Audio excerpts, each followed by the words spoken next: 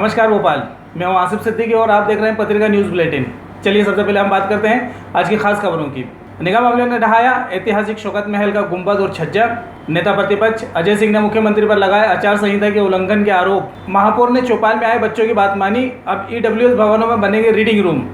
Red cross अस्पताल के कर्मचारियों ने किया प्रदर्शन, अफसरों की समझाइश पर हुए शांत। निजी स्कूलों में बीएड और स्कूल के लिए जमीन की बाध्यता का विरोध, बंद रहे कई निजी स्कूल। अब खबर विस्तार से। भोपाल की पहली नवाब गोहर बेगम द्वारा बनाए गए शौकत महल का काफ़ी हिस्सा सोमवार को ढहा दिया गया। दरअसल 14 जुलाई को तेज बारिश के बाद शौकत महल का एक हिस्सा क्षतिग्रस्त हो गया था। कमज़ोर हो चुके महल के कुछ हिस्से को सोमवार को नगर निगम की टीम ने ढहाया। बताया जा रहा है महल के इस गुंबद को ढहाया नहीं जाता तो बड़ा हादसा हो सकता था। नगर निगम के अतिक्रमण अधिकारी श्री कमल ने बताया कि महल के दाहिने तरफ की जर्जर गुंबद और छज्जे को गिराया गया है। इतिहासकारों के मुताबिक शौकत महल 2 हिस्सों में बटा था। पुरुषों के लिए बना हिस्सा शौकत महल कहलाता था, वहीं जनाना हिस्सा जीनत महल के नाम से मशहूर है। शहर के जिस मैदान को इकबाल मैदान के नाम से जाना जाता है वो मैदान शौकत महल, मोती महल और गोहर महल का आंगन हुआ करता था। इसका उपयोग नवाब खानदान की महिलाएं सैर सपाटे के लिए किया करती थी। प्रदेश में अगले माह हो रहे नगरीय निकाय चुनाव को लेकर राजनीति शुरू हो गई है। सोमवार को नेता प्रतिपक्ष अजय सिंह ने मुख्यमंत्री शिवराज सिंह चौहान पर आरोप लगाया कि वे आचार संहिता का उल्लंघन कर रहे हैं। उन्होंने बताया सतना जिले में निकाय चुनाव चल रहे हैं, वहाँ मुख्यमंत्री मतदाताओं को लुभाने का काम कर रहे हैं। वहाँ सीएम ने गरीबों को 200 रुपये में बिजली देने की घोषणा की है। चुनावी सभाओं में इस तरह की घोषणा आचार संहिता का सरासर उल्लंघन है। सिंह ने बताया इस मामले को लेकर कांग्रेस राज्य निर्वाचन आयुक्त आर परशुराम से शिकायत करने जा रही है। मुख्यमंत्री को सिर्फ रुचि रहती चुनाव, वहाँ तक मामला ठीक है, लेकिन नगरीय निकाय के चुनाव में आपत्तिजनक ये बात की है कि घोषणा उनको नहीं करनी चाहिए जो पूरे प्रदेश से प्रभावित है। कल उन्होंने मझगवां चित्रकूट विधानसभा में ऐसी बात कह दी कि BPL धारी बिजली वालों को सिर्फ 200 रुपये बिजली मिलेगी, सिर्फ 200 रुपये में बिजली मिलेगी। ये प्रभावित करता है पूरे प्रदेश के, खास तौर से जो आदिवासी अंचलों में नगरीय निकाय चुनाव हो रहा है। मैं इसके विरोध में अभी चुनाव आयोग भोपाल में जो कार्यालय है उस पर आपत्ति दर्ज करेंगे। सोमवार को महापौर की चौपाल का आयोजन किया गया। चौपाल में आए स्कूली बच्चों ने महापौर से EWS भवनों में रीडिंग रूम बनाने की मांग की। इस पर महापौर ने तत्काल अफसरों को निर्देश दिए कि भवनों में ऐसे रूम की व्यवस्था करें। इसके साथ ही प्रधानमंत्री आवास के तहत बनने वाले इलाकों में लाइब्रेरी की व्यवस्था भी की जाएगी। वहीं मल्टी स्टोरी भवनों में लिफ्ट लगाई जाएगी। चौपाल के बाद महापौर आलोक शर्मा ने बताया बच्चों का यह सुझाव अच्छा लगा, इसलिए हमने इसे तत्काल अमल में लाने के निर्देश दिए हैं।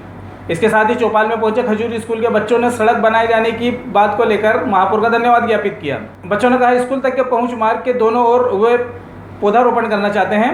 इस पर महापौर ने कहा जरूरी सहयोग के साथ ही वे खुद भी पौधारोपण कार्यक्रम में शामिल होंगे। यहाँ के बच्चों ने स्कूल में 4 अतिरिक्त कक्ष और टेबल कुर्सी की मांग भी की है। आप मकान बना कर दे रहे हैं, उसके अंदर बाग बगीचे तो वो विकसित कर रहे हैं, पर हम चाहते हैं कि उसमें रीडिंग रूम भी बने और उसके अंदर लाइब्रेरी बने, क्योंकि आप EWS जो मकान हमें दे रहे हैं उसमें जगह कम है। हम चाहते हैं कि रीडिंग रूम बने और रीडिंग रूम में हम सब बच्चे पढ़ें और हम पढ़ना भी चाहते हैं। तो मैंने तत्काल नगर निगम के अधिकारियों को निर्देश दिए हैं, अगर भोपाल के बच्चे पढ़ना चाहते हैं तो प्रधानमंत्री हाउसिंग फॉर ऑल योजना में हम मकान बना रहे हैं। ये सब सुविधा युक्त मकान, पहली बार इन मकानों में हम लिफ्ट लगा रहे हैं, हम वहाँ पे दुकानें बनाकर भी दे रहे हैं, बगीचों का निर्माण भी कराना है। अगर बच्चों ने सुझाव दिया है रीडिंग रूम बनना चाहिए तो मैंने निर्देश अधिकारियों को दिए हैं। भोपाल में घरों पे भी हमारे प्रधानमंत्री हाउसिंग फॉर ऑल योजना में मकान बना रहे हैं, वहाँ पे रीडिंग रूम बनाया जाए, रीडिंग रूम में बच्चे पढ़ें, वहाँ पे लाइब्रेरी का भी हम निर्माण करेंगे। इसी प्रकार से खजूरी स्कूल के बच्चे भी यहाँ पे आए थे, वहाँ पे उन्होंने चौपाल में शिकायत की थी, वहाँ की रोड जीर्ण शीर्ण अवस्था में थी, लोगों ने अतिक्रमण कर लिया है, वहाँ पे भी रोड का निर्माण हो गया, उसके लिए उन्होंने हमको धन्यवाद दिया है। और सभी बच्चों ने ये कहा है कि हम अपने स्कूल के चारों तरफ हरे भरे वृक्ष लगाना चाहते हैं। नगर निगम की ओर से हमने वृक्ष उपलब्ध कराने के लिए कहा है और सभी बच्चों ने कहा कि महापौर अंकल आइए और हमारे स्कूल के कैंपस में आप वृक्ष लगाइए। मैं स्वयं 2-3 दिन में जाकर वहाँ पर वृक्ष लगाऊंगा। बच्चों ने कहा है कि स्कूल में 4 अतिरिक्त रूम बनना चाहिए और वहाँ पर टेबल कुर्सी नहीं है, उसको भी मैंने स्वीकृति करने की कोशिश की है। परिषद की होने वाली 3 तारीख को, क्या रहेगा परिषद? 3 तारीख को हमारी परिषद की बैठक भोपाल में सेनेटर हाउस के लिए सम्मानीय एनजीटी ने निर्देश दिए हैं और सीधे महापौर परिषद को निर्देश भी हमको मिले हैं। इसलिए हमारी महापौर परिषद ने उस प्रस्ताव को पारित कर दिया है। तो पारित करके सभी हमने परिषद की तरफ प्रेषित कर दिया गया है और परिषद में सभी लोगों से चर्चा करने के बाद इसके ऊपर हम निर्णय लेने वाले हैं। काफ़ी समय से सर ये मामला चल रहा है, साल भर पिछले साल भी कयास लगाए जा रहे थे। जो कि चूँकि मामला नगर निगम की अपनी सीमा है, जमीन शासन को देना है।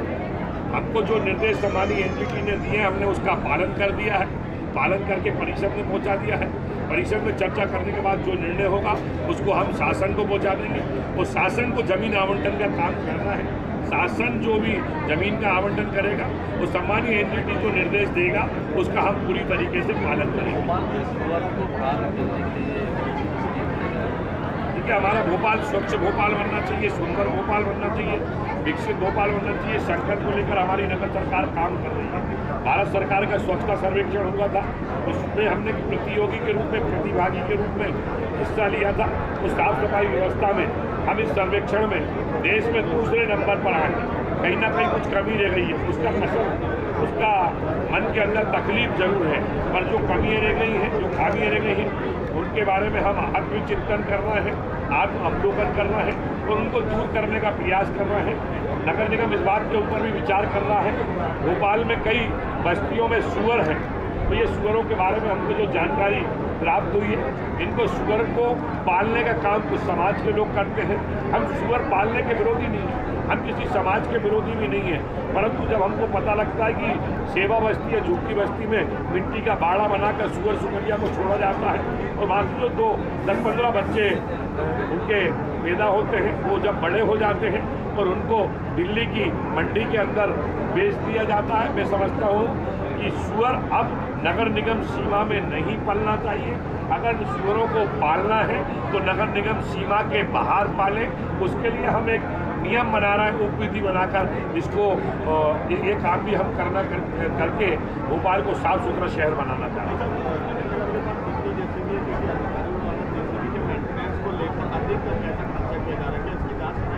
देखिए, नगर निगम आयुक्त छवि भारद्वाज जी ने इस दिशा में कार्रवाई की है और उन्होंने जांच के बिंदु भी तय कर दिए हैं।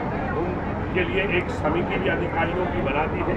जैसे ही रिपोर्ट उसमें आती है, कितनी जेसीबी है, कितने डंपर है, कितना डीजल डलता है, कितना डीजल का उपयोग होता है और कहाँ के ऊपर अगर कोई लापरवाही है, जैसे ही जांच रिपोर्ट आएगी, आयुक्त महोदय हमसे चर्चा करेंगे। चर्चा करने के बाद अगर कोई दोषी होगा तो उसके ऊपर सख्त से सख्त कार्रवाई करेंगे। निजी स्कूल में पढ़ाने वाले शिक्षकों के लिए अब बीएड डीएड जरूरी कर दिया गया है। सोमवार को विदिशा में निजी शिक्षण संस्थान बंद रहे। स्कूल संचालकों ने नारेबाजी कर जिला शिक्षा अधिकारी को ज्ञापन भी सौंपा। दरअसल सरकार ने निजी स्कूलों को 2 एकड़ जमीन की बाध्यता और शिक्षकों के लिए बीएड डीएड जरूरी कर दिया है। इसके विरोध में निजी शिक्षण संस्थान सोमवार को बंद रखे गए। सुबह स्कूल संचालक डीओ कार्यालय पहुंचे और जमकर नारेबाजी की। इस दौरान स्कूल संचालकों ने डीओ एचएन नेमा को ज्ञापन सौंपा।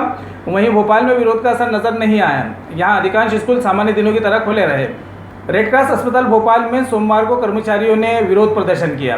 दरअसल रेड क्रॉस अस्पताल को निजी हाथों में दिए जाने की खबरों के बाद ये प्रदर्शन किया गया। 1 घंटे तक चले प्रदर्शन के दौरान मरीज परेशान होते रहे। जिस दौरान अस्पताल में कर्मचारियों का प्रदर्शन चल रहा था, उस समय अस्पताल में मरीजों को देखने वाला कोई डॉक्टर मौजूद नहीं था। जांच रिपोर्ट वाले काउंटर पे मरीज खुद अपनी रिपोर्ट ढूंढते नजर आए।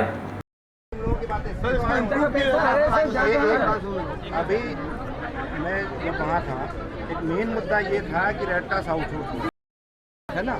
मैंने कह दिया आप लोग रिकॉर्ड कर लो ना, इस चीज़ को वीडियो कर लो रिकॉर्ड। नहीं वीडियो नहीं सर, साइन कर दीजिए, बस बात खत्म कर दीजिए, लिखित में दे दीजिए बस। कुछ